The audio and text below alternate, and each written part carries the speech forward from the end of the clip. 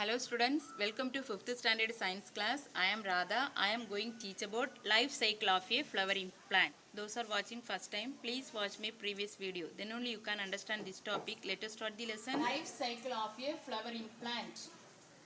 பூக்கும் தாவரங்களின் வாழ்க்கை சுழற்சி. Okay, life cycle means what? வாழ்க்கை சுழற்சி. Dispersal of seeds.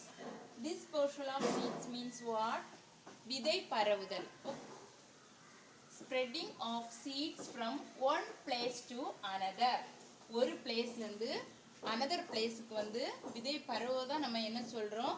Dispersal of seeds. Okay, அது எவற்றின் மூலம் பரவுகிறது? Air, water, animals and birds is known as dispersal of seeds. காற்று மூலமும் நீர் மூலமும் விலங்குகள் மூலமும் பறவைகள் மூலமும் விதைகள் பரவுவதை தான் நம்ம என்ன சொல்றோம்? விதை பரவுதல் என்று சொல்றோம். Okay, the nature seeds and fruits of plants are distributed far and wide through various agencies. First one, dispersal by wind. Dispersal by wind means what?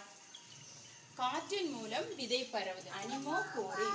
The seeds which are smaller, lighter and tiny float in air over long distance.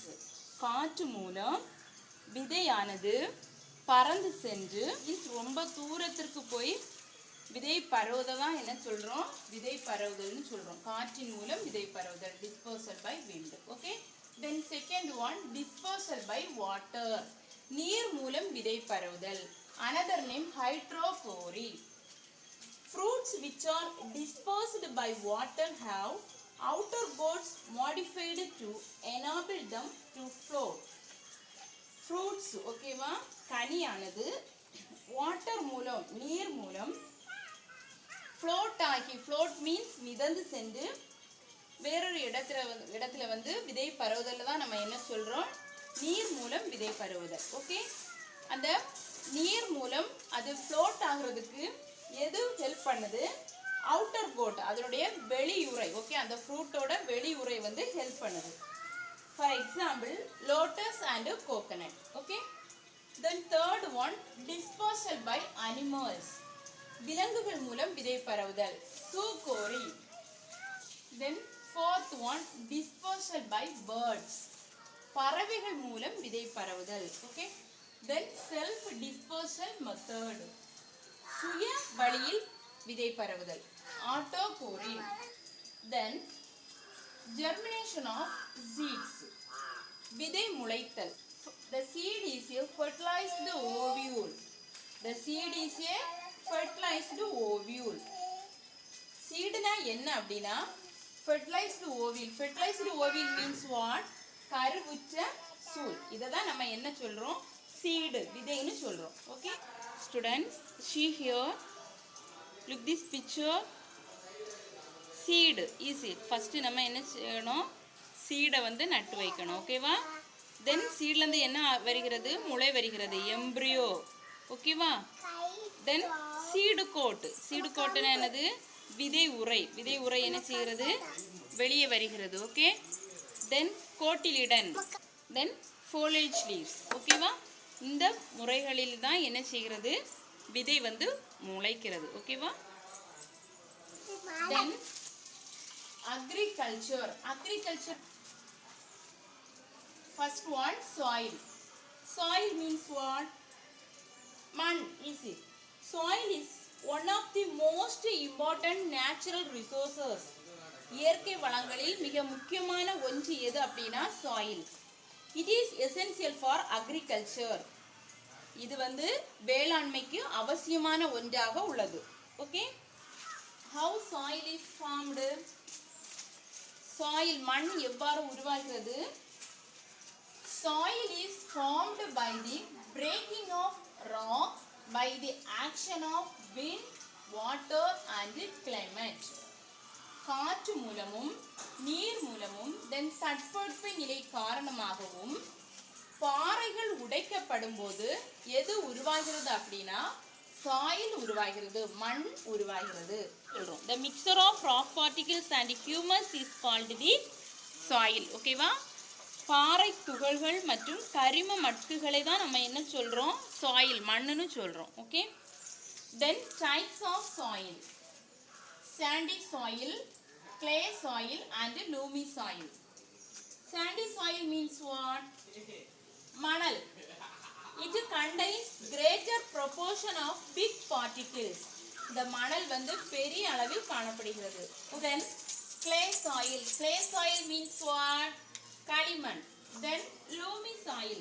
Loamy soil means what? பசலைமண். Okay. It contains large and fine particles in almost same proportion. Okay வா? பசலைமண்ல மணல் and களிமண்ணும் mix ஆகி காணப்படும். clay and loamy soil வந்து எது grow ஆகும் அப்படின்னா wheat கோதுமை, then gram பயறு, then paddy நெற்பயிர். ஓகேவா? இவை வந்து ரொம்ப நன்றாக வளரும். ஓகே. clay soil வந்து மெயினாக வளர்றது எது அப்படின்னா paddy. ஓகே. paddyனா என்ன? நெற்பயிர். friends of farmers. friends of farmers means what? விவசாயிகளின் நண்பன். பூச்சிகள் பெரும்பாலும் தீங்கு விளைவிப்பனவாகவே கருதப்படுகின்றன. But many of them are helpful to us many ways. ஆனால் பல பூச்சிகள் வந்து பல வழிகளில் நமக்கு வந்து ஹெல்ப் பண்ணுகின்றன. Is it for example earthworm, honeybee and dragonfly. earthworm means what? மண்புழு. Is it? earthworms helps to increase the amount of air and water that gets into the soil. மண்ணிற்குள் செல்லும் காற்று மற்றும் நீரை அதிகப்படுத்த எது உதவுகிறது அப்படின்னா earthworm மண்புழு உதவுகிறது. Okay. Then what is known as vermicompost? The process of decomposing biodegradable wastes by earthworms is known as vermicompost. vermicompost மண்புழு உரம். ஓகேவா? vermicompost means what? மண்புழு உரம். ஓகேவா? மக்கும் கழிவு பொருட்களை மண்புழுக்கள் உரமாக மாற்றும் நிகழ்வு தான் என்ன அப்படின்னா மண்புழு உரம்னு சொல்றோம். ஓகேவா? vermicompost ன்னு சொல்றோம். ஓகேவா? then honeybee. honeybee means what? தேனீக்கள். easy. honeybees are helpful for cross pollination in flowers. honeybee வந்து எதுக்கு யூஸ் ஆகுது அப்படின்னா cross pollination in flowers, குறுக்கு மகரந்த சேர்க்கை. ஓகேவா? cross pollination means what? குறுக்கு மகரந்த சேர்க்கைக்கு வந்து உதவுகிறது. ஓகேவா? bees also produce wax. ஓகேவா? மெழுகு உருவாக்குகிறது. then மெழுகு எதுக்கு பயன்படுகிறது அப்படின்னா candles. ஓகேவா? candlesனா என்னது? மெழுகுவர்த்தி உருவாக்க வந்து பயன்படுகிறது. then dragonfly. dragonfly means what? தட்டான். ஓகே. தட்டான் பூச்சியை தான் நம்ம என்ன சொல்றோம்? dragonflyன்னு சொல்லுவோம். ஓகேவா? தட்டான் பூச்சியை தான் நம்ம என்ன சொல்லுவோம்? dragonflyன்னு சொல்லுவோம். Okay. it destroys the egg and larva of harmful insects and mosquitoes and prevents the spreading of diseases. ஓகேவா? இந்த dragonfly என்ன ஹெல்ப் பண்ணுது அப்படின்னா harmful insect ஆன harmful insectனா என்ன?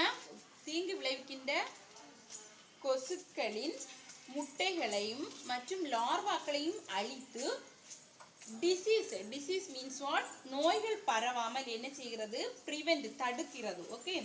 it also helpful in cross fertilization. dragonfly இன்னும் எதுக்கு ஹெல்ப் ஆகுது அப்படின்னா cross fertilization. cross fertilization என்னது? அயல் மகரந்த சேர்க்கைக்கு உதவுகிறது. Okay. did you understand student? this is the last topic of the lesson. Thank you.